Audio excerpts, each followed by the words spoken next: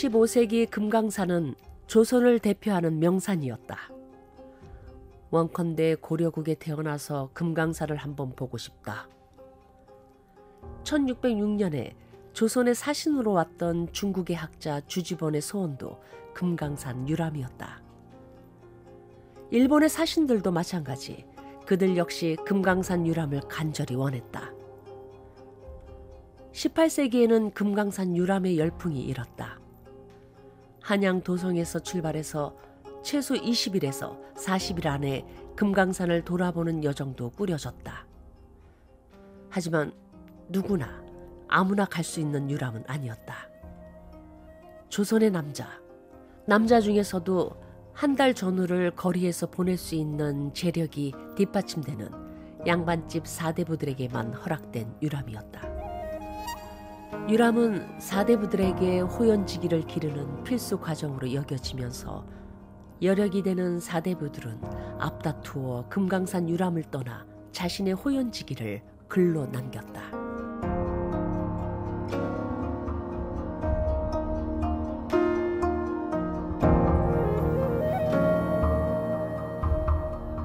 조선에서는 사대부들만이 사람답게 살았다. 사대부만이 마음껏 글을 익히고 익힌 글을 마음껏 쓸 수 있었고 사대부들만 세상으로 나갈 수 있었다.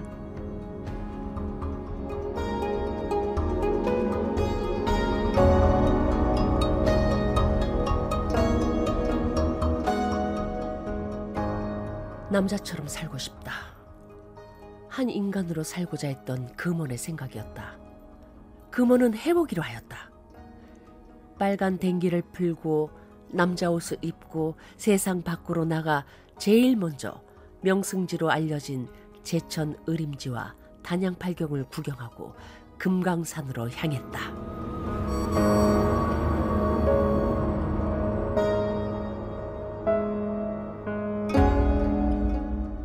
국악방송 특별기획 다큐음악 드라마 3부작 김금원의 삶과 작품 내 소원은 조선의 남자 양반이라오 2부 금강산에서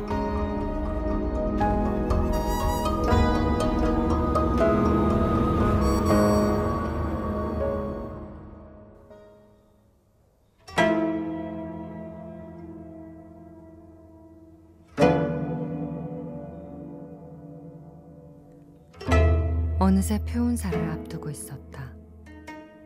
돌아보니 장안사, 단발령, 남쪽으로 내려가 단양팔경, 제천의림지까지. 그 사이에 남긴 발자취가 적잖은 거리였다. 그 적잖은 거리를 남자로 걸었다. 빨간 댕기를 메고는 볼 수 없었던 세상은 황홀하였다. 방한님처럼 평생 남장 여인으로 살아볼까. 심정은 복잡했고 씁쓸했다. 두견새가 소리마다 불력이라 지적이며 쓸쓸한 마음을 돋우었다.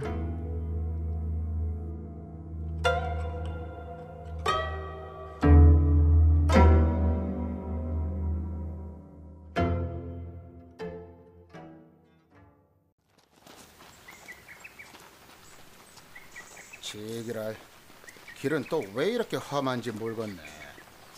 돌멩이 좋아하는 도련님은 좋겠어. 왼쪽엔 지장봉, 오른쪽엔 중향봉에 발밑까지 돌길이니 돌멩이 좋아하는 도련님 마음은 비단길이겠지만 난 아주 조마조마해서 마음까지 자갈밭이여. 두견이도 불역이라고 울어싸지 않소. 돌아가만 못하다고 불역이. 근데 아재, 이런 곳에 어찌 절을 지었는지 궁금하지 않아? 효은 스님이 절을 세웠을 때가 신라 경도강 시절이었으니 자그만치 1000년 전이었어. 그 시절에 이 험한 곳에 어찌 절을 지었을꼬? 참말로 놀라워. 한 개도 안 궁금해요. 내 맴은 두견이 맴인 내 맴이요. 야, 길이 얼마나 험하면 팔뚝만한 쇠줄을 다 쳐놨겠소. 그럼 아재는 보도감 구경은 못 오시겠소? 표운사 하면 보도감, 보도감 하면 표운사라고 하던데. 아니 왜? 보도감은 뭐 절벽에 매달아 놓기라도 했대? 그러죠. 진짜 절벽에 대롱대롱 매달려 있어요. 보도감은.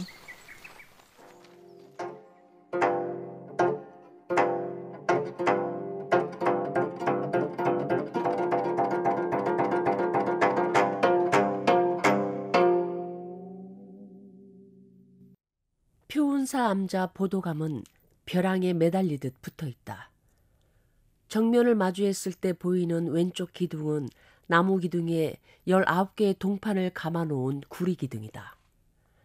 그 아찔함이 석가의 공덕이 아니고서는 어찌 저런 곳에 암자가 있을까 절로 생각을 들게 한다. 한 비구니가 굴에서 수도하다 앉은 그대로 입적하여 사람들이 암자를 짓고 이름을 보덕이라 지어주었다고 한다.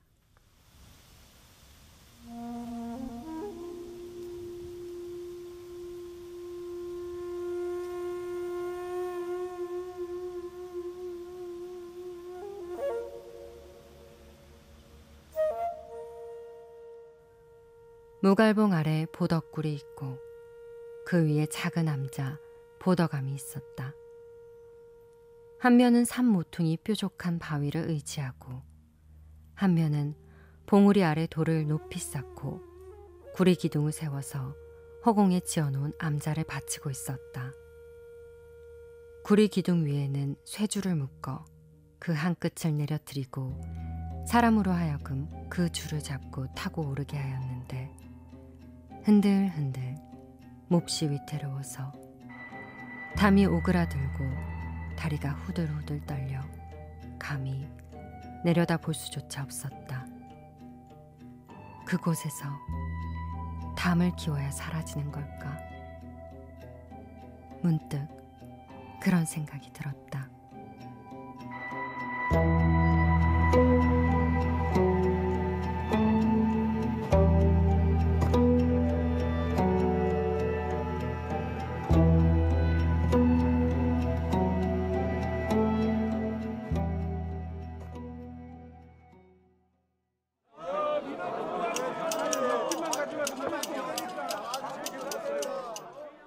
근데 바로 그 벼랑에 대롱대롱 매달려 있는 기막힌 곳을 찾아가서 벼랑에 매달려 간절한 마음으로 살려달라고 빌던 사람이 있었지.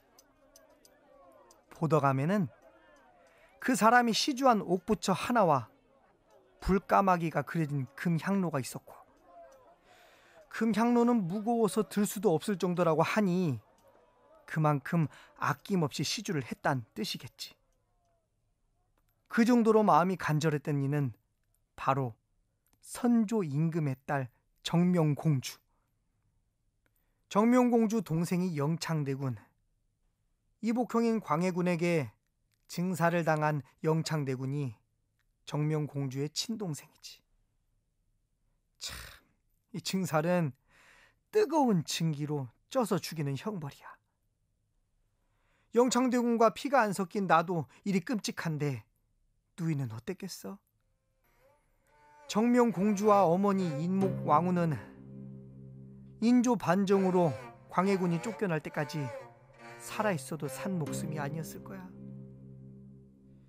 인조 반정으로 공주로 복원된 정명공주는 평생을 증살로 죽은 동생을 위해 전국 각지에 있는 유명하다는 산과 절을 찾아다니며 불공을 드리고 시주를 했다 하더라고.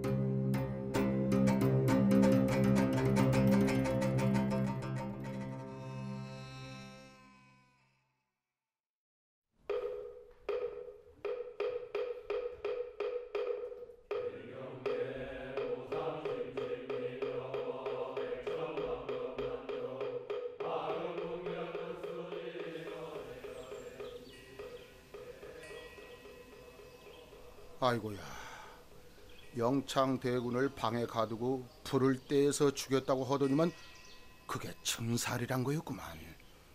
그러게 암만 생각해도 세상에서 제일로 무서운 게 사람이야. 증살도 증살이지만.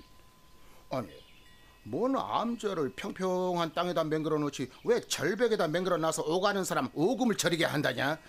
이것도 형벌이여. 암은 속세에서 지은 죄값을 치르는 곳인가 봐 여기가. 자, 난 그런 곳은 쳐다만 봐도 속이 넘어오니까 돌멩이, 바위라면 사족을 못 쓰는 도련님이나 갔다 와요. 난 절에 있는 밥솥이나 구경하려니까. 참, 표운사의 쌀을 한 번에 40마리나 지을 수 있는 밥솥이 있다며? 무게가 500근이나 나가는 밥솥이 있다고 듣기는 들었어. 40말? 그럼 쌀 네 가마니? 도련님도 참 그런 허풍이 어딨어. 곱상하게 생겨갖고는 허풍을 다치고 그 정도 밥솥이면 절보다 크겠어. 그 상상만으로 배가 부르요. 그나저나 불이란 게 그런가 봐요. 쓰기 나름인 거. 한가마니 쌀을 밥으로 지어 베풀 수도 있게 하지만 죄 없는 누군가를 저 세상으로 보내기도 하네요.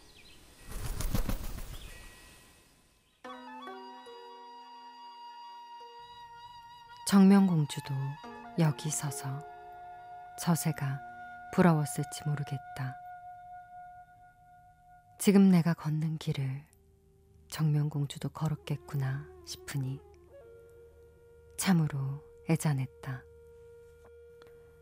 후에 인조 반정으로 복권된 공주는 예조참판 아들 홍주원과 혼인, 두 사람의 6대손이 사도세자 빈이자 정조임금의 어머니인 해경궁 홍씨다. 광해군이 정명공주를 살려두지 않았어도 해경궁 홍씨가 존재했을까? 해경궁 홍씨는 아들을 살리고자 남편을 죽이는 편에 섰고 그 아들이 정조가 되어 아버지 사도세자를 장조로 추전하였다. 해경궁 홍씨는 헌경왕후로 올려졌고 그 고달픈 왕족과 양반의 삶이 남장을 하고 돌아다니는 나와 무엇이 다른가? 나 또한 천년사찰 표운사에서 불력이 돌아간만 못하다고 우는 두견이었다.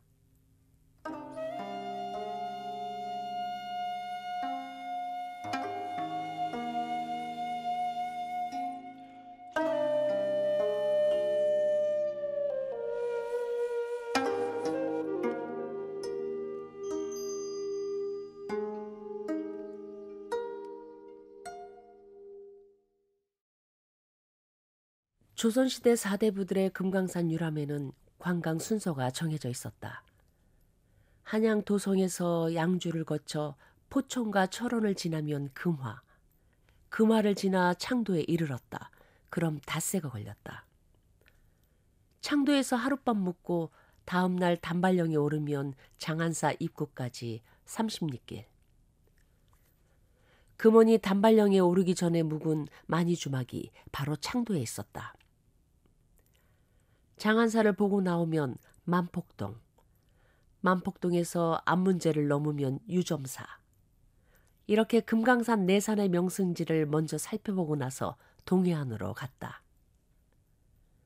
동해안에서 관동팔경 몇 군데를 돌아보고 나서 다시 금강산 외산으로 들어갔다가 한양으로 돌아오는 길은 대략 20-30일 정도 걸렸다. 외금강을 여행하는 사람들은 회양, 통천, 고성, 신계사, 유점사를 가는데 신계사에서 옥류동과 구룡폭이 추가되어 날도 며칠 더 걸렸다. 금원은 내산에서 통천으로 가서 관동팔경을 돌아보고 한양으로 갔으니 대략 한 달 정도를 남장 여인으로 살았다. 단발령에서 장안사, 장안사에서 표운사로 가서 보도감을 보고 나온 금원의 다음 여정은 만폭동이었다.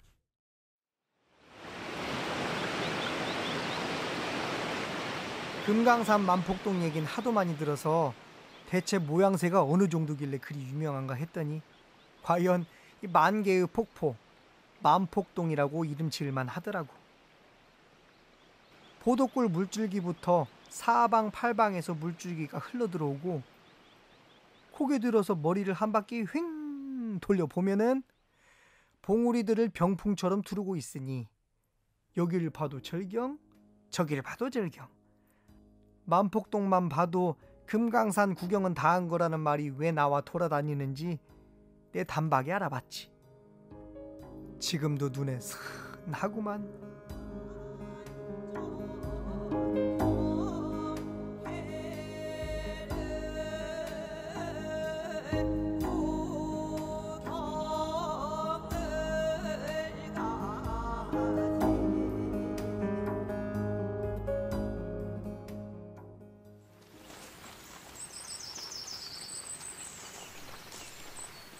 도련님, 여기 물도 있고 물도 좋고 하니 잠시 쉬었다 가면 안 되겠어? 안 되겠소.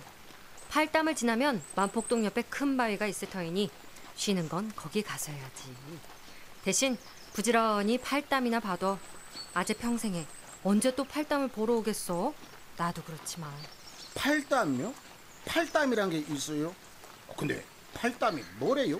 팔담이 뭐긴요. 저 하늘에서 팔선녀가 내려와서 목욕을 하고 가는 것이죠. 에?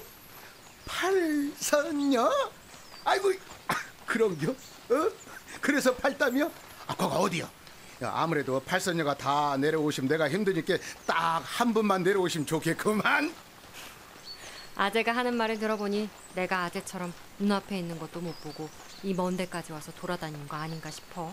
그렇다면 팔담이 지금 내 눈앞에 있다는 말인지. 도련님 눈엔 팔선녀가 보여요? 응? 나만은 안 보이는 건가? 팔, 담, 8개 작은 못. 저기서부터 저기 끝까지 있는 못을 세어보면 8개란 뜻이야. 무엇이요? 저 돌멩이들 끼고 있는 물이요? 아니 그럼 도련님, 돌멩이 구경하다 여기까지 온 이유가 이번엔 물 구경하러 온 거예요? 이야, 내가 저수지 구경 가자고 할 땐 눈치챘어야 하는데 아이고, 이 속에선 천불이 나고 밖은 물천지고 이 무슨 길동이 팔자령가. 물도 물 나름이지. 저기 저 물 떨어지는 것 좀 봐. 옥을 잘게 부숴놓은 것 같지 않아? 저기 저 흘러가는 물은 꼭 흰 명주를 깔아놓은 듯 하지 않아? 어머, 저긴 또 바위가 꼭 빈집처럼 튀어나와 있네? 비 오면 저기로 들어가면 되겠다. 되긴 뭐가 돼요? 되긴 뭐가 돼? 되긴 뭐가 돼? 그리고 물이 물이지. 원주집 우물물하고 다르긴 뭐가 다르다고 그러세요? 간장 종지에 담겨도 물이요, 국대접에 담겨도 물이요, 항아리에 담겨도 물은 물이지. 다르긴 뭐가 다르대요? 여기도 물, 저기도 물, 저기도 물, 사방천지가 물이구만. 무슨 물이? 옥을 잘게 부숴놓은 것처럼 보인다고 그러신데 씨앗본 마누라 입에서 튀는 침방울 같구만. 검은 용이 살았다는 흑룡담이 얘기소. 푸른 물결에 물 한 개 감돌아 아름다운 벽바람이 얘기소.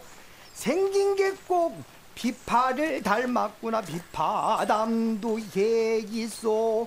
5, 6월에도 눈보라 날리는 분설담이 얘기소. 떨어지는 물방울 튀는 모습이 꼭 진주 같구나. 진주담이 얘기소. 거북이가 머리를 쳐들고 있는 것 같은 저 바위 아래는 거북소가 있고 모양이 꼭 배처럼 생겼구나. 배소도 얘기소. 화룡이 숨어 살았다는 화룡담이 저기 저 끝에 있구나. 근데 아재 말 맞다나 돌만 보고 물만 보는데 왜 이리 자꾸 좋구나가 절로 나오고 발이 허공에 붕붕 뜨는지 모르겠네.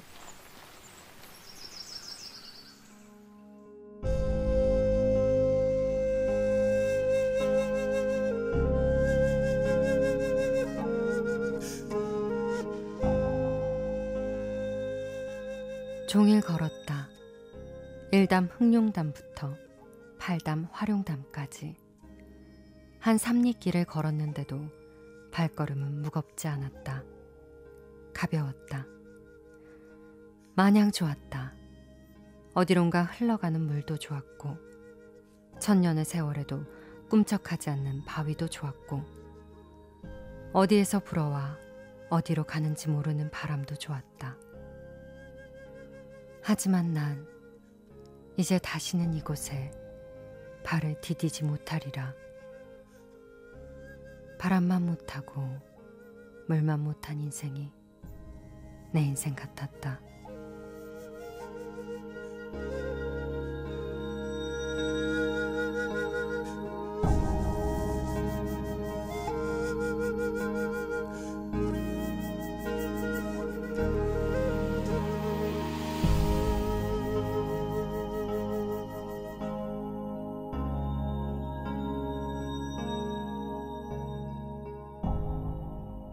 금원은 자신이 남장 뒤로 2달도 채 숨지 못하리라는 걸 알고 있었다.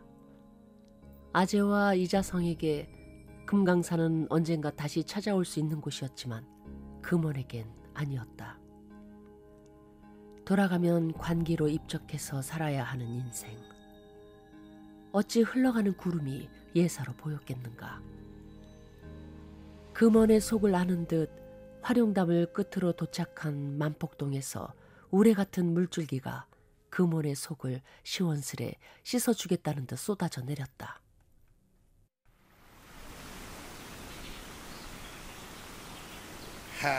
이제 보니 물은 겉을 씻어주고 물소리는 속을 씻어주나 봅니다, 도련.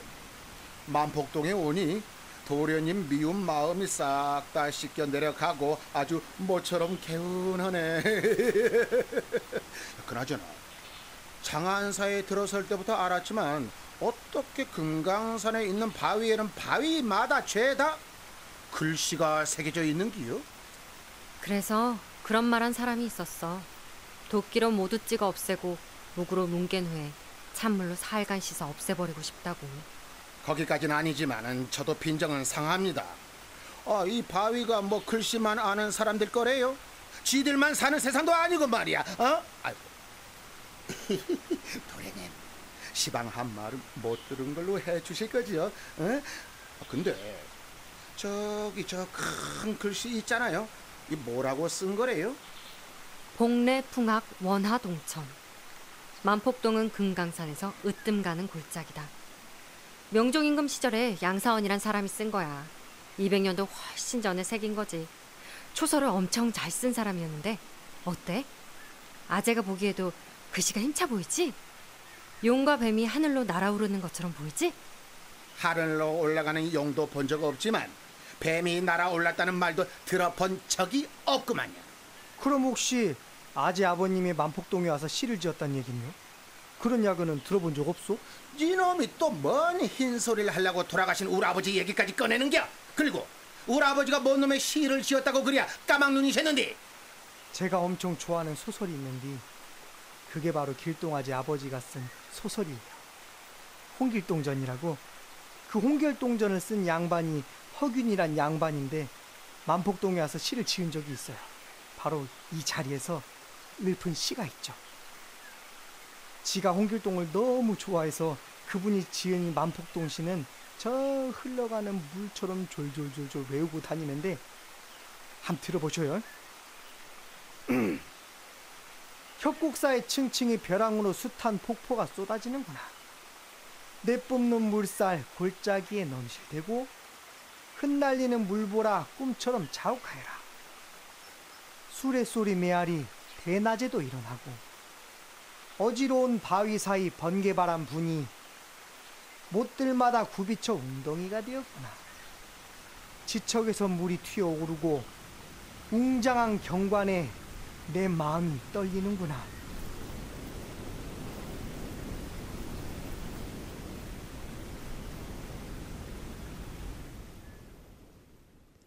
금원도 마음이 떨렸다. 바위마다 빼곡하게 새겨진 이름들 사이에 자기 이름을 새겨 넣으면서 바위에 이름을 새겨서 다녀간 흔적을 남기고 싶었던 건 아니었다. 여자는 그 어디에도 이름을 남기기 어려웠다. 그 때문이었다. 오랜만에 시도 한 수 지었다.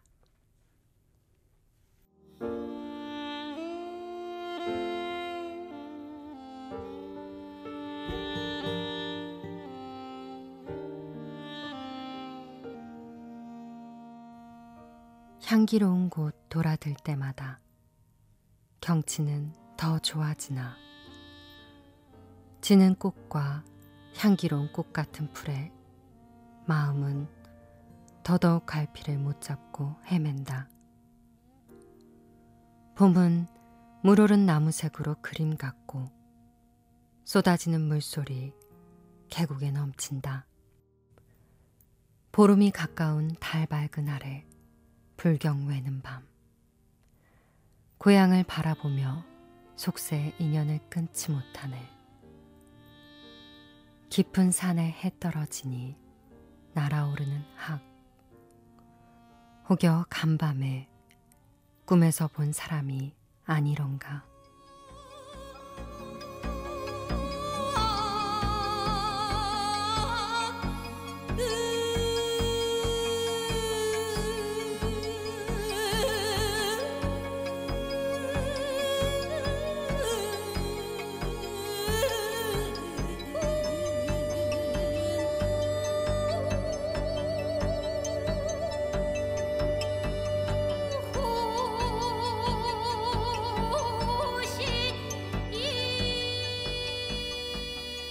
더더욱 갈피를 못 잡고 헤매는 마음을 금호는 전진으로 표현했다.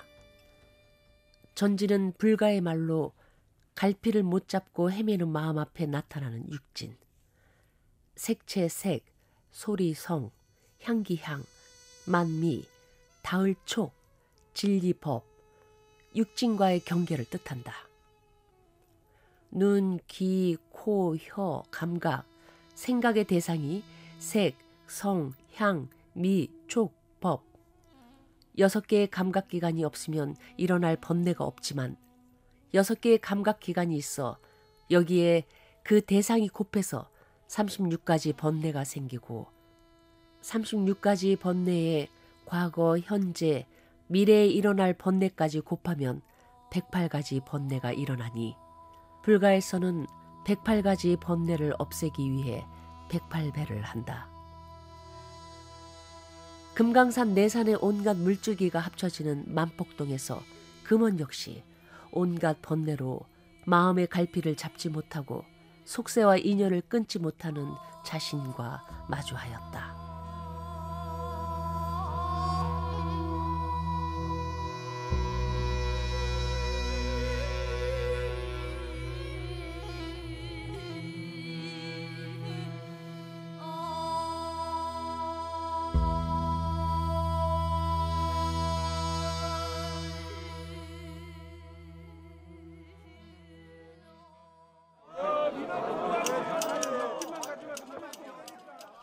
만폭동까지 가족 얘기 한 번 없이 오던 금원이 그날 밤엔 속세의 인연을 끊지 못한다느니 속세에서의 번민으로 마음의 갈피를 잡지 못하겠다고 했지. 그게 다 나 때문이지 아니었나 싶어. 실은 내가 만폭동에서 양사원이란 이름 석자를 내뱉는 순간 아차 싶었거든. 양사원이 태어나긴 서자로 태어났지만 순탄하게 벼슬길로 나아갔지. 명필가로도 이름을 날리고 그게 다 생모 덕분이었어. 생모가 양사원 아버지 본가에게 부탁을 했다네. 내가 죽으면 제 아들이 아무도 서자인 줄 모를 터 부디 아들을 거두어서 적자로 키워달라고. 그리고 스스로 목숨을 끊었어. 참, 이 아들 앞길을 열어주려고 아주 징글징글한 모성애였지. 소실 자식으로 태어나 글재주가 빼어났던 금원이 어찌 양사원 얘기를 몰랐겠어. 틀림없이 알고 있었을 거야. 그러니 그날 밤에 지은 시의 속세도 나오고 고향도 나온 거였지. 멀리서 볼 땐 안 보이는 것도 가까이서 보면 자세히 보이지. 금원하고 금강산 댕겨오는 길이 딱 그랬어. 서자, 서출. 이 절반은 양반이라 겉으로는 살만하니까 그리 크게 딱하게 여겨본 적이 없었는데 사대부로 태어났으면 그 글재주로 뭔들 못했겠냐고. 금호는 그날 만폭동에서 쏟아지는 물줄기에 마음이 아주 흠뻑 젖었을 거야.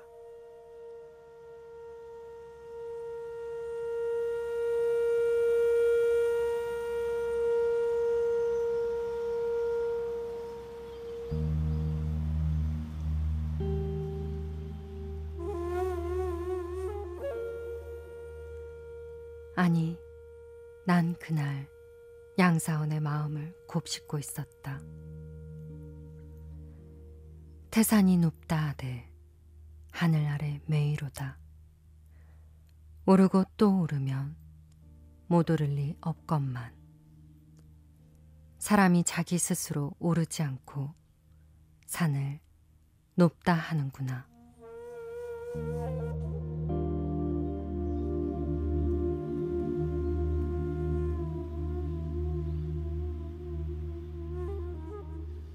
양사원은 오를 수 있는데 오르지 않고 산 높은 탓만 하고 있다고 했다. 조선에서 여자로 태어난 탓, 사대부 남자가 아닌 서출 여식으로 태어난 탓만 하고 있는 것은 아닌가. 난 그날 끊임없이 나를 돌아보고 또 돌아봤다.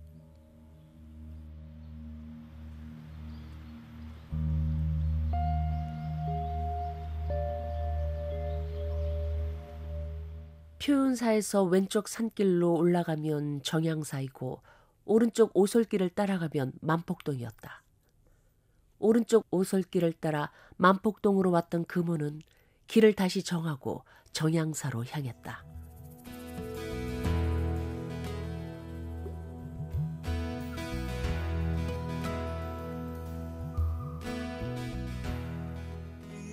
정양사에 도착해서 헐성루에 올랐다. 단발령에서 보는 금강산이 금강산 바깥에서 보는 금강산이라면 헐성루에서 보는 금강산은 내금강 깊숙이 들어와 보는 금강산의 속살이었다. 내산의 진 면목이 한눈에 들어왔다. 시야를 막는 게 아무것도 없었다. 12,000봉이 내 눈 아래 있었다. 금강산의 비경을 보라고 하늘이 만들어준 최적의 명소였다. 내 눈 아래에 있는 12,000봉으로부터 시한수가 절로 들어왔다.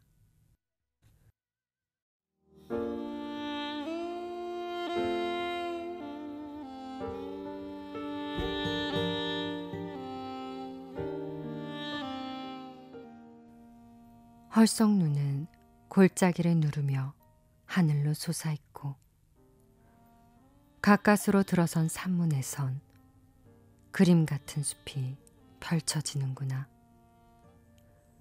가리키는 곳마다 기이하고 절묘한 곳, 무수한 봉우리가 연꽃처럼 뾰족이 솟구쳐 있도다.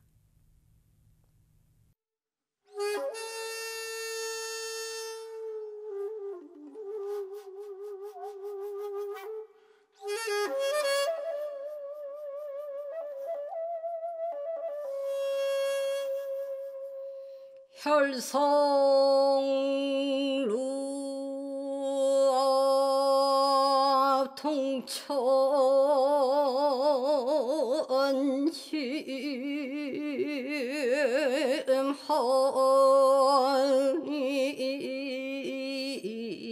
동천심하니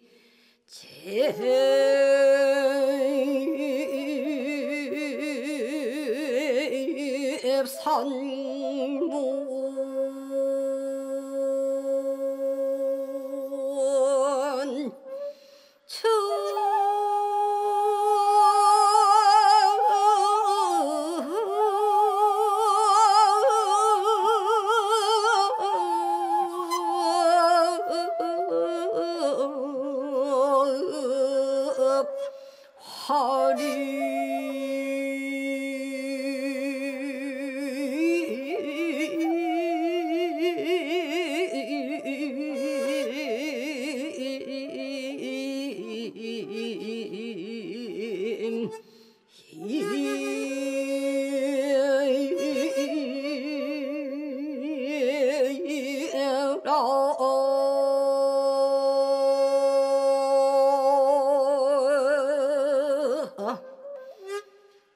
지말 전반 규정을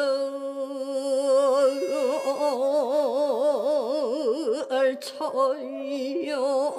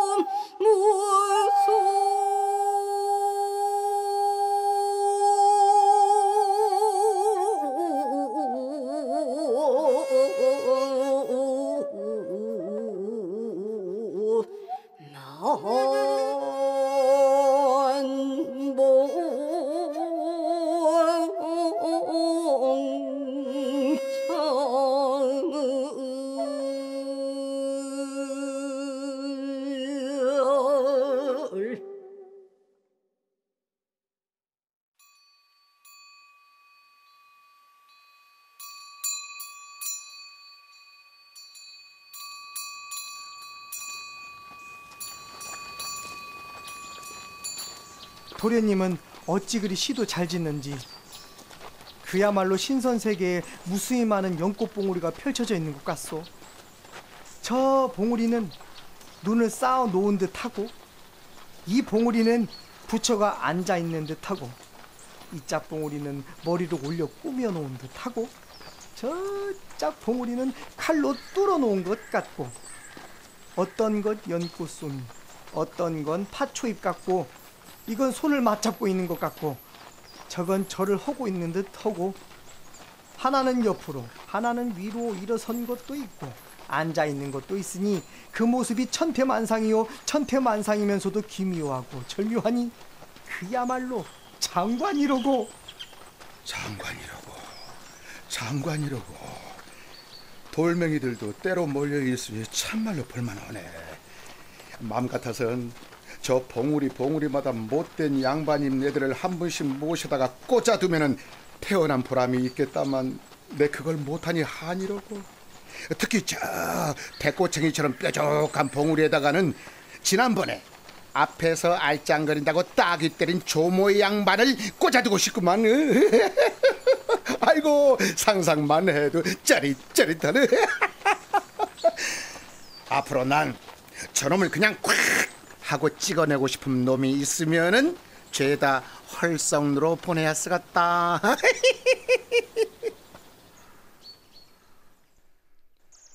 길동아제가 우스갯소리는 해도 속에 든 말은 잘 안 하는디 그날은 좀 다르더라고. 헐성루가 쉬면서 깨닫는 다락이라는 뜻이라고 하더니 이름값을 한 거지.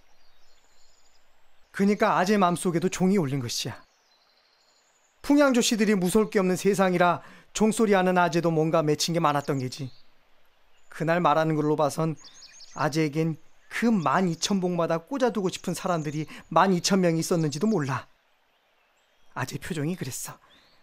요놈 저놈 데려다 모내기에 모심듯 심으면서 봉우리마다 꽂아두고 있는 것 같았거든. 아주 기분이 좋아 보였다고. 와, 니놈도 꽂아주랴? 어찌 그리 내 맴 속에 들어왔다 나간 것처럼 내 맴을 잘 알고 너 이놈 정기수인지 뭔지 너 그거 잘할 수 있겠다. 사람이 사람 맴을 알아주면은 너도 나도 너한테 뭔 이야기든 들으려고 모여들 터이니 내 말 믿고 한번 기다려 보거라. 에? 헐성루는 그런 자리였다. 금강산을 콕 집어내는 자리. 내가 내 속을 콕 집어낼 수 있는 자리. 사람이 사람 속을 콕 집어낼 수 있는 자리. 쉬면서 깨닫는 자리. 헐성루는 그런 자리였다. 겸재정서는 그 자리를 찾아가 금강전도를 그렸다. 금강전도를 그리기에 가장 요긴한 자리가 헐성루였을 것이다. 헐성루가 부러웠다. 금강산을 모아 한눈에 볼 수 있는 자리가 탐이 났다. 내겐 인생이 한눈에 보이는 자리가 필요했다. 그 자리에 서서 내 인생이 연꽃 모양인지 파촌잎 모양인지 나도 알고 싶었다.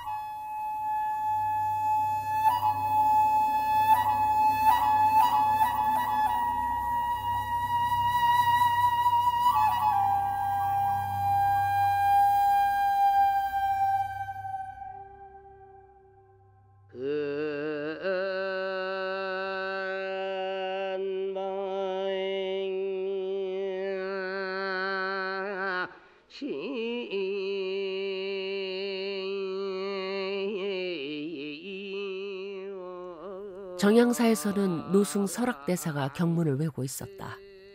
설악대사는 97살로 밥을 먹지 않았다. 솔잎죽을 먹은 지 3년째라고 했다. 그래서일까 신선인 듯 부처인 듯 보였다. 가까운 곳에 있는 마하연이라는 암자가 있었다. 마하연은 신라 문무왕 때 의상국사가 세운 오래된 곳으로 마하연이란 불교 용어로 대승이란 뜻이다. 길동아재와 이자상은 마하연을 지나치고 싶어 했으나 금호는 아니었다. 마하연, 인간 자체의 평등과 성부를 이상으로 삼는 대승교를 가리킨다. 아버지가 양반이어도 어머니가 관기 출신이라는 이유로 무조건 관기가 되어야 하는 금혼에게 지금 가장 크고 튼튼한 동아줄. 그건 인간 자체의 평등이었다.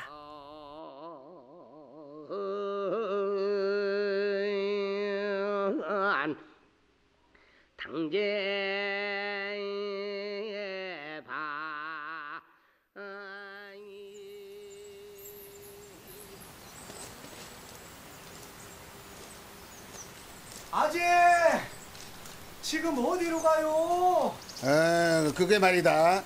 빌어먹는 복이라고 그러던 거 비슷한 곳이요 그런 거. 그쵸 도련님? 도련님이 아까 빌어먹는 봉에 간다 하셨죠? 빌어먹는 봉이 아니라 비로봉. 금강산 12,000봉에서 제일 높은 봉우리가 비로봉이야.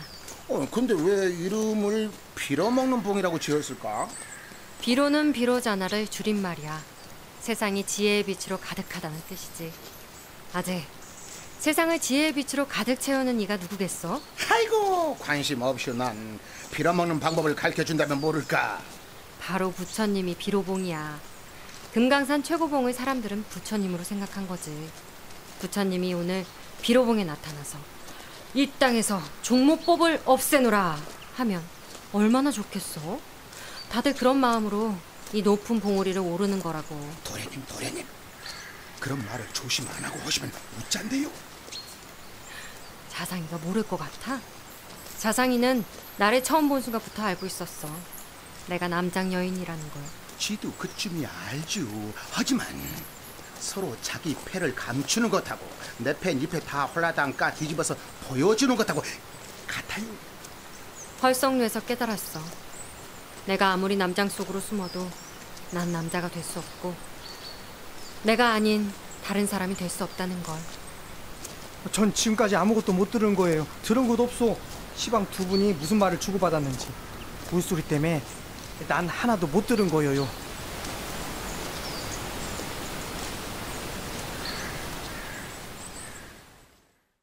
금원이 길동아재와 이자성과 금강산을 오르고 난 해로부터 64년 후 우리나라 노비제도는 법적으로 폐지되었다. 고종 31년이었다. 어느 시대에 태어나는가는 이렇듯 중요했다. 특히 변화의 경계점에서는 더더욱 출생연도가 1817년인 금원이 100년 후에 태어났다면 남장을 하고 금강산에 오를 일도 없었다. 일본으로 유학을 가더라도 남장을 할 이유가 없었다. 독립운동가로 중국과 조선을 오가는 신여성으로 살아간데도 남장을 할 필요가 없었다. 하지만 1830년 14살 금원에게는 남장만이 모든 걸 가능케 했다.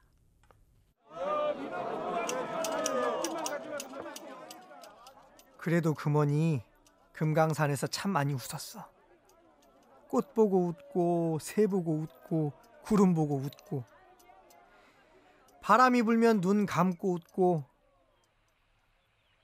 물소리가 그렇게 좋을 수 없다고 다시 또 눈 감고 들으면서도 웃기만 했지.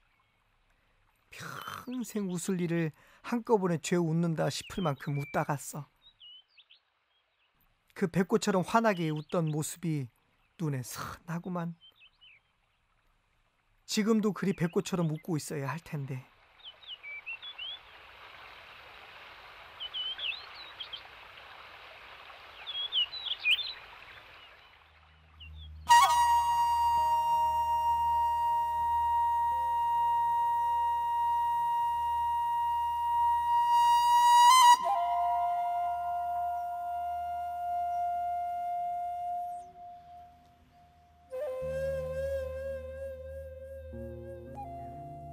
다시 세상으로 돌아가도 이곳에서만큼 웃을 수 있을까 자신이 없었다. 봉우리, 봉우리, 봉우리. 깎아지른 듯한 절벽과 사방에서 들려오는 계곡 물소리. 다른 걸 보고 듣는 것은 다른 생각으로 나를 채우는 일이었다. 왜 하필 조선에서 여자로 태어났는가? 원주에서 하던 생각은 물소리, 봉우리, 초록이 짙어가는 늦은 봄 숲속 향기가 멀찌감치 밀어내 주었다.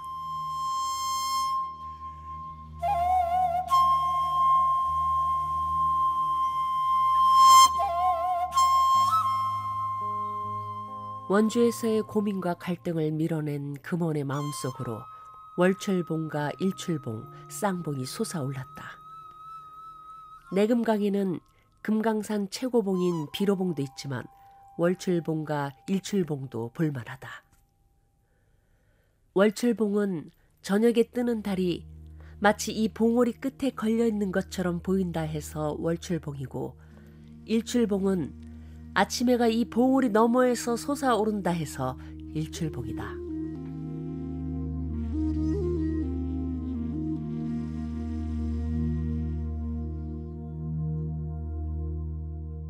월출봉을 보고 양사원이 지은 시가 있다. 높이 달린 저 달은 삼천리 강산을 비추고 온 세상을 씻어보자는 건 만고의 네 마음이더라.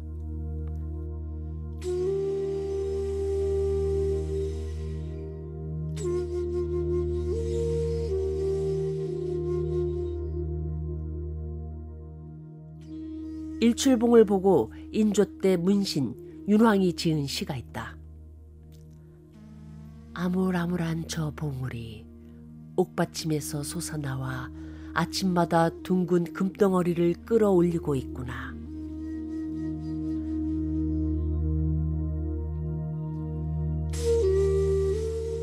어디든 그렇지만 금강산엔 더더욱 절경마다 남겨진 시들이 있다. 금호는 양사원과 윤왕의 시를 곱씹으며 비로봉과 월출봉, 일출봉을 뒤로하고 유점사로 갔다.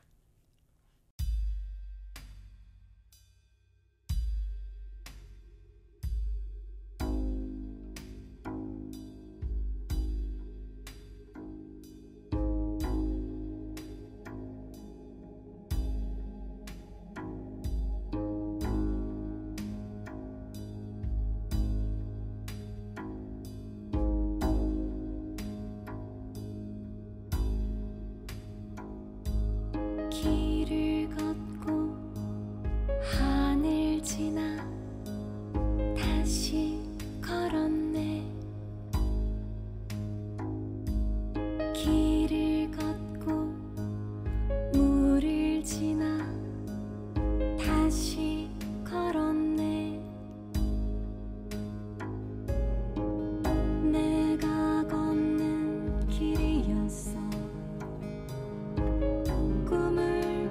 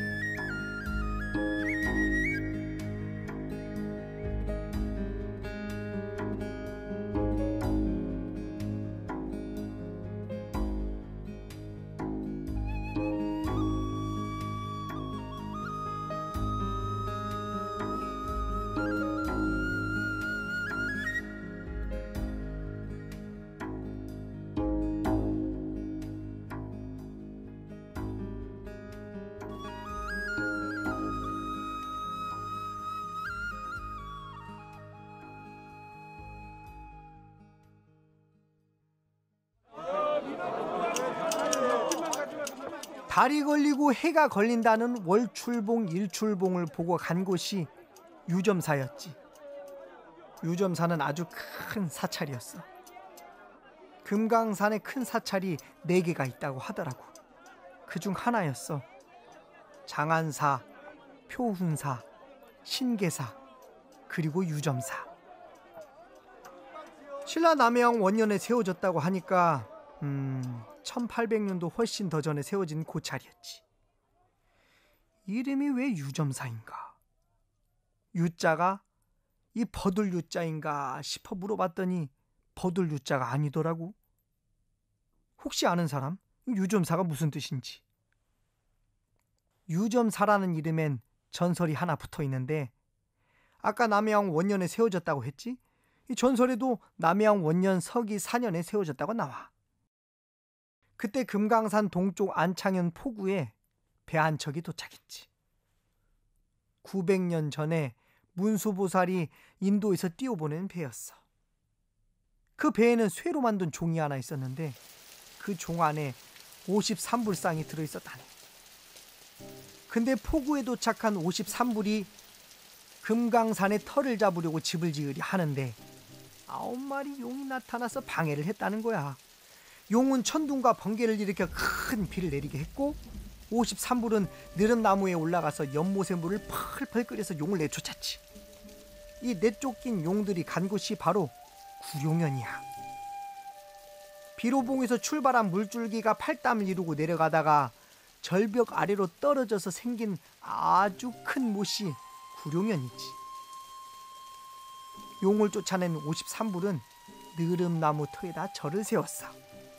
그래서 느릅나무 유자에 절 이름 점자를 붙여서 유점사가 된 거지.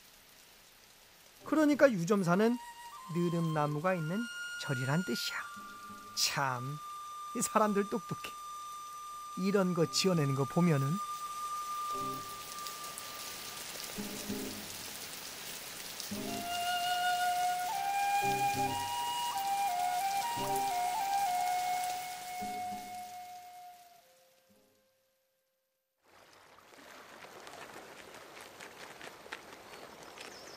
아재, 다리 건너다 죽을 것 같아요. 아니, 죽기 전에 끊어질 것 같구나. 끊어지니까 죽는 거죠. 끊어지든 죽든 하여간 지금 이 다리를 건너야 저 절까지 간다는 얘긴데 안 건널 수도 없고 건널 수도 없고, 야, 이거 대량 난감일세. 건너에 있는 절은 참 크고 화려한데 거기까지 가는 길은 참으로 아슬아슬하구나. 저렇게 큰 절이면 튼튼한 다리를 놓을 수도 있을 텐데. 아무래도 일부러 썩은 외나무 다리를 놓고 위태로운 다리를 건너오라고 하는 건지도 몰라. 그런 위험을 감수하고 건너온 사람에게만 보여주겠다는 뜻으로. 아니지, 대량 난감은 무슨 대량 난감. 그냥 안 건너면 간단할 일이지. 아이고 도련님!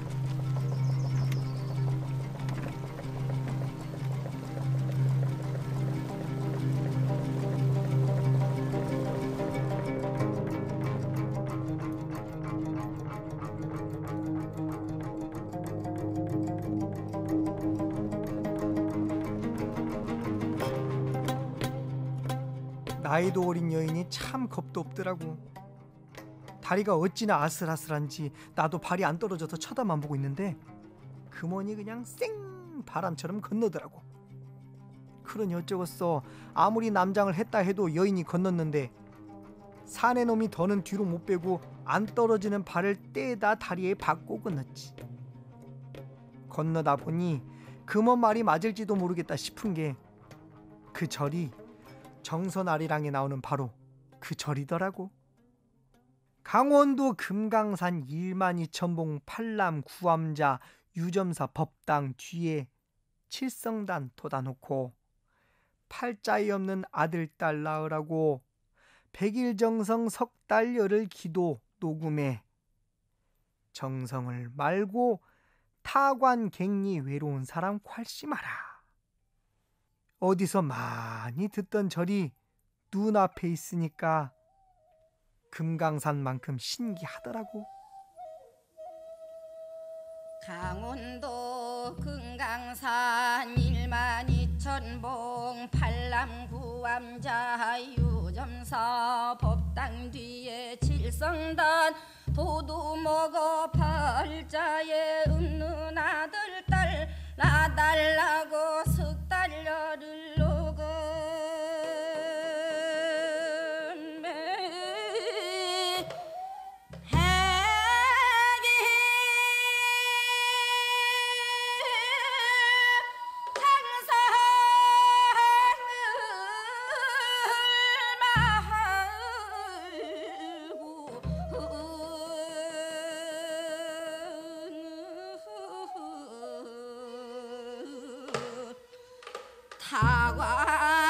타관객니 배로이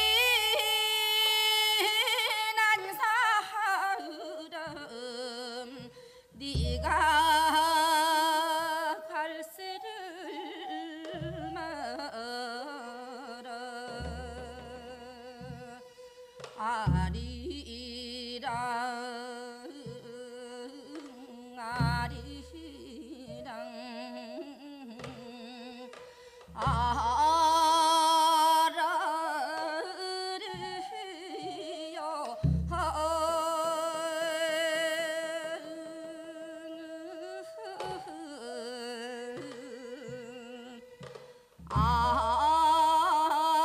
아리랑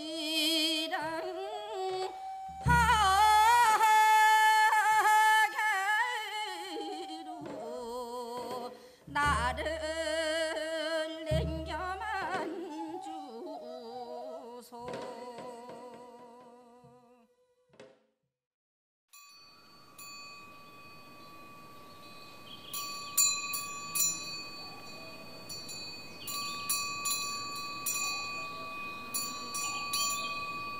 유점사로 가는 길은 퍽이나 아슬아슬한 다리를 건너야 갈 수 있었다. 위험을 감수하고 건너야 유점사를 만날 수 있었다. 절마당으로 들어서자 흰 가사를 입은 승려들이 10여 개의 계단을 앞다투어 내려와 합장을 하고 절을 했다. 늘 그렇게 외지에서 온 손님을 맞이하는지 익숙해 보였다. 70 넘은 노승이 국수를 내오라 해서 산길을 건너라 시장하던 차에 모처럼 배불리 먹었다. 금강산을 찾는 사람들은 유점사에 오면 다들 2, 3일씩 묵고 간다. 우리도 사흘을 묵겠다고 했다.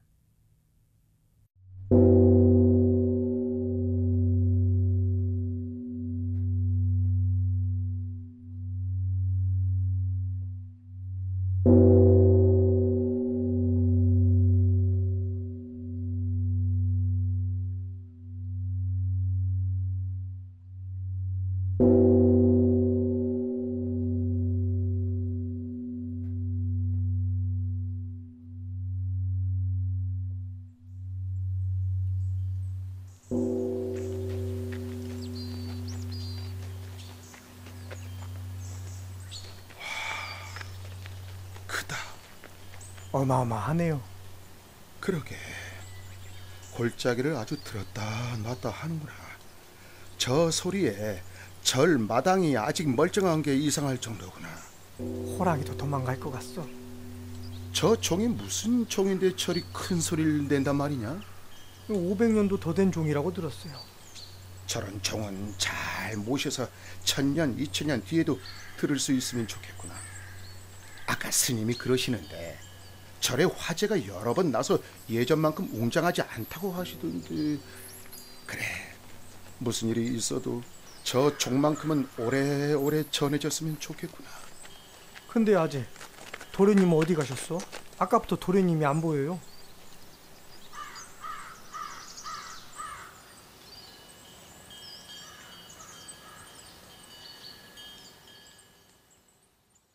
유점사에는 원래 샘이 없었다. 어느 날 까마귀가 땅을 쪼아서 승려가 가보니 물이 솟아나왔다. 이후로 샘은 마르지 않고 목마른 이들에게 맑고 단 샘물을 주었다. 샘 이름이 오탁정이다. 궁인 두 사람이 절에 머물며 약수를 마시고 있었다.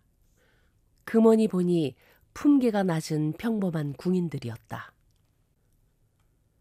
금원도 물을 마시러 법당 동쪽에 있는 오탁정을 찾았다가 스님 한 분을 만나 어시를 안내받았다. 유점사에는 세조, 예종, 성종, 세 임금이 내린 글씨가 유물로 있었다. 그래서 따로 어시를 짓고 왕들의 유물을 모셔두었다. 화재가 나도 어실 쪽으로는 불이 옮겨붙지 않고 저절로 꺼졌다.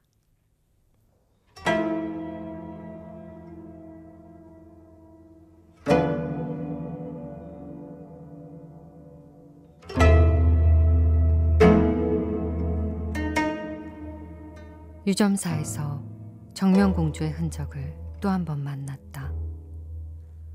동생 영창대군의 안녕을 기원하며 시주한 칠보장과 자수병풍이 있었고, 어머니 임목대비가 아들의 명복을 빌며 눈물로 쓴 아미타경 필사본도 있었다. 경전의 좋은 글귀를 집중해서 쓰다 보면 자기도 모르게 마음 수행이 된다. 이때 경전을 베껴 쓰는 것을 사경이라 한다. 정명공주와 임목대비는 아미타경, 보문 품경, 태상 가문편 등 수많은 경전들을 사경하며 고난의 세월을 보냈다. 임목대비가 광해군에게 보낸 편지가 있다. 영창대군을 내놓을 테니 부디 죄 없는 아버지와 동생은 놓아주옵소서. 내 머리카락을 잘라 이런 제 마음을 보여드리니 대군을 데려다 마음대로 하시고 아버님과 동생은 놓아주옵소서.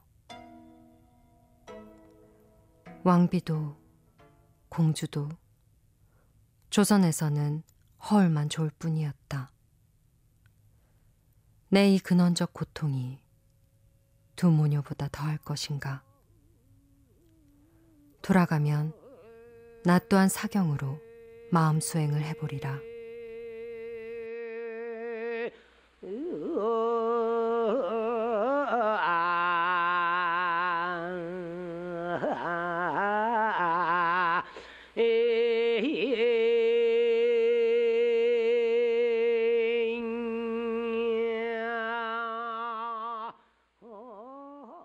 금원은 유점사에서 생각했다. 인생은 일장춘몽이 아닐까? 불자가 되어 여인과 신분의 굴레를 벗어날까? 금원이 유점사에서 지어 남긴 시가 있다.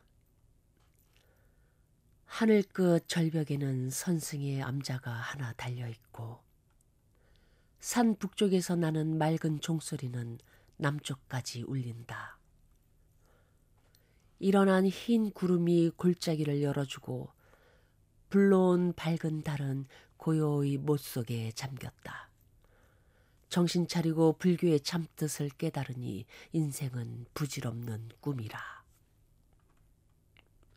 고요히 부처님 말씀에 귀를 기울인다. 53불 계신 이 청정한 세계에서 오랜 세월 밝혀온 지혜의 등, 해등을 밝히고 싶구나.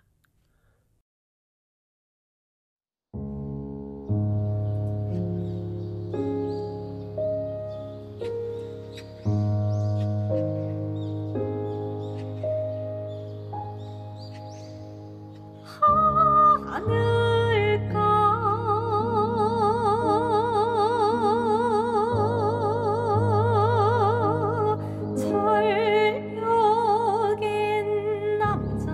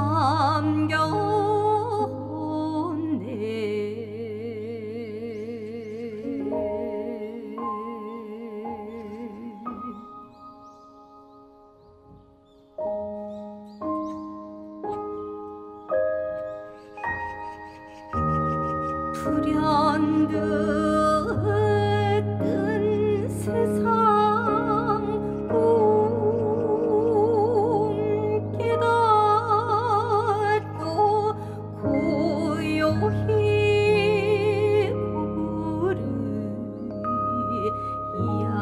이야기의 글을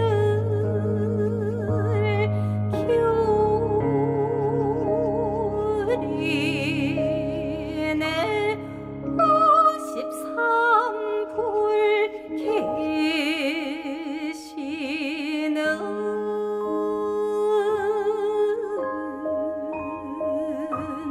청정한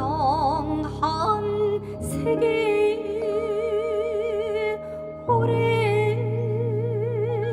세월 밝혀온 지의 등 밝히리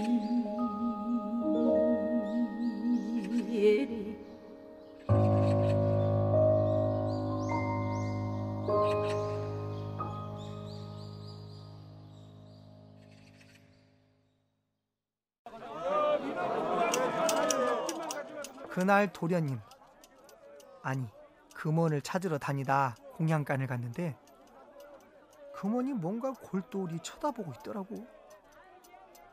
그게 뭐였냐 하면 솥이었어. 아주 크다란 밥솥. 표운사에선 40마를 지을 수 있는 솥을 보고 놀랐는데 거긴 더 큰 솥이 있더라고. 구리로 만든 솥이었는데 한 100마는 지을 수 있다 하더라고. 수륙대제 같은 큰 일을 치룰 땐 이 솥에 밥을 하는데 부를 때도 연기가 안 나서 솥을 무연조라고 부른대. 연기가 안 나는 부뚜막이라는 거지. 그날 금원이 공양간 앞에서 무연조를 뚫어지게 쳐다보고 있는데 참 저러다 삭발하는 거 아닐까 은근 걱정이 되더라고. 다행히 삭발은 안 한 듯해. 호동 설악기에 쓴 글 보면 김덕희 소실이 됐더라고.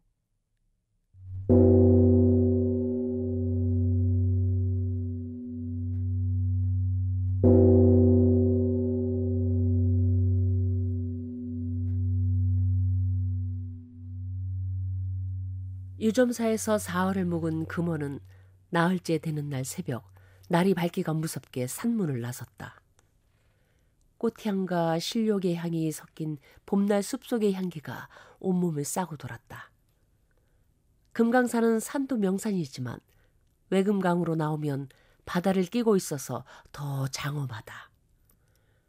금강산, 산도 크고 동해, 바다도 크다. 금강은 불가에서 불태전이란 말이다. 물러나지 않는 진리를 향한 굳은 마음을 뜻한다. 그게 바로 큰 산과 큰 바다가 아니고 무엇일까? 내금강으로 들어가 만폭동과 비로봉을 보고 나와 외금강 유점사로 나오면 바다가 보인다.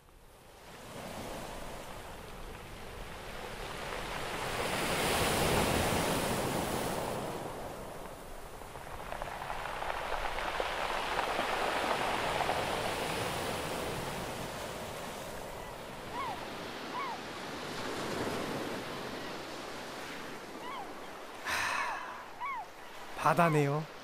냇물도 때로 모여 있으니까 볼만하구나. 얼마나 깊을까요? 저 물속에는 우리 서만이 강에서 흘러온 물도 있겠네. 아이고, 그건 아니에요. 서만이 강은 한강으로 흘러가요. 중국에선 물이 죄다 동쪽으로 흘러들어가지만 우리 조선은 죄다 서쪽으로 흘러가요. 근데 양반님들이 지어놓은 시를 보면 꼭 물이 동쪽으로 흘러가더라고요. 중국처럼 물이 동쪽으로 흘러가는 게 좋은가 봐요. 그냥 따라하고 싶은 거겠지. 양반님네들은 중국산이라고 하면 사족을 못 쓰지 않냐. 참. 아니 근데 오늘 도련님은 바다 영궁으로 들어가셨나? 왜 이리 조용하신가 모르겠네.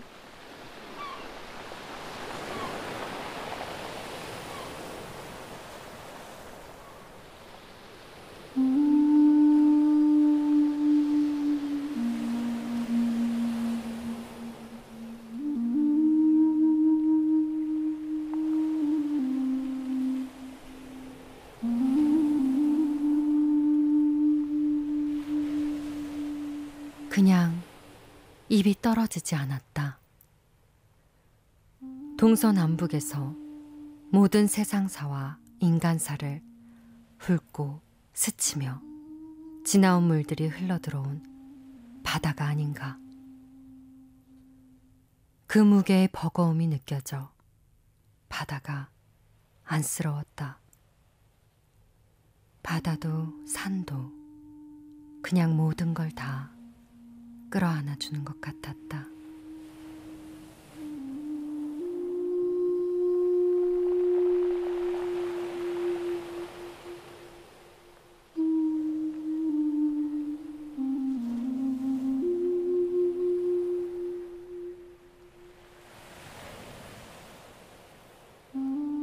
금원의 다음 여정은 관동팔경이었다. 관동팔경으로 가기 전 금원은 바다를 보며 시를 남겼다. 수많은 냇물이 동쪽으로 흘러드는데도 깊고 넓기가 끝이 없구나. 이제야 알겠다. 하늘과 땅이 커서 그 품속에 다들 안겨 있다는 걸.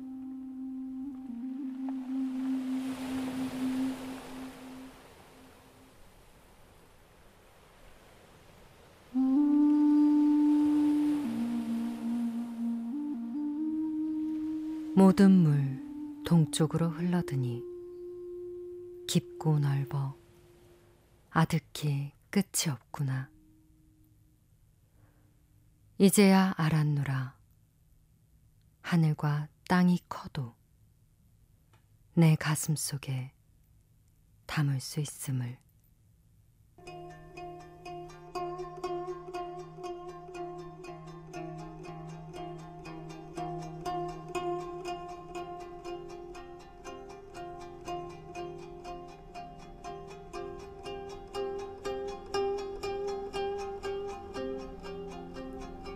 누나 세상물이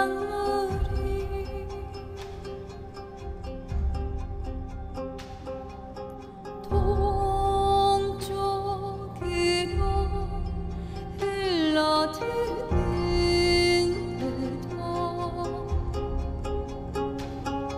길 건너 끝이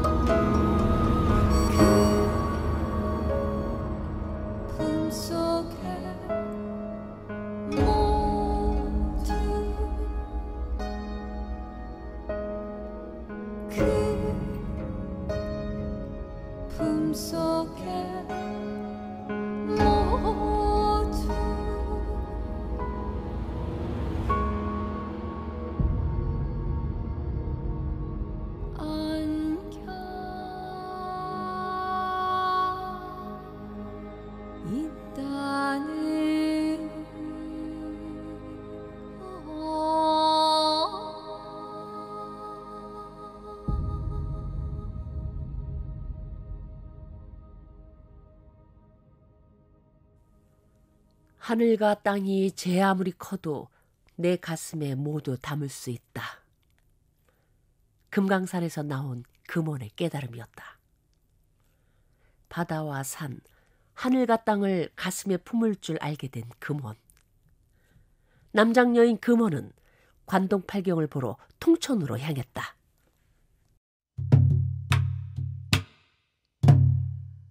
제주에 흉년이 드니 조선 제일인 만석군 김만덕이 재산을 털어 백성을 구제하니 정조 임금이 치하하신 후에 고마워 만덕에게 물었다. 네 소원이 무엇인고? 예, 소인 전하 계신 궁궐과 금강산 1만이 전봉을 보는 곳이로소이다. 이렇듯 금강산은 죽기 전에 꼭 한 번 봐야 하는 것이로구나. 심중 굳은 결심 대다른 발길은 많이 전봉기 한눈에 보이는 단발령이오. 단발령 너무 웅장하고 화려한 장한사 밟고 나면 아연실세 표훈사 보드가 어떠한 소리도 못 듣게 하는 만폭동 웅장한 폭포소리. 인간 세상 있게 되니 그 후로 신선돼야 금강산 돌아보게 되는구나. 팔담에서 발선여보고 헐성루의 당도 금강산 많이 전봉이 돼봐라.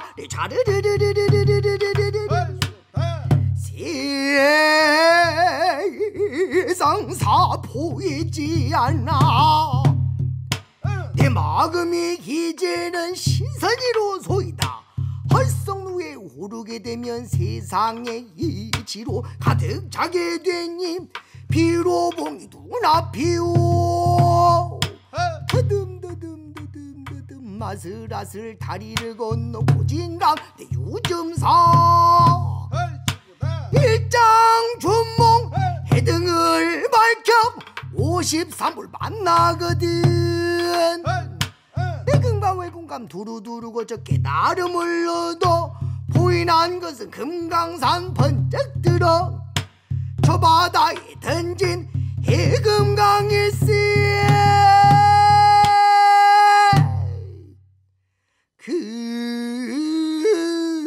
금강산원 신수하는 세계가 지혜로 깃든 산이며 해금강원 지혜 깃든 가슴 트여주는 깊고 넓은 바다로구나.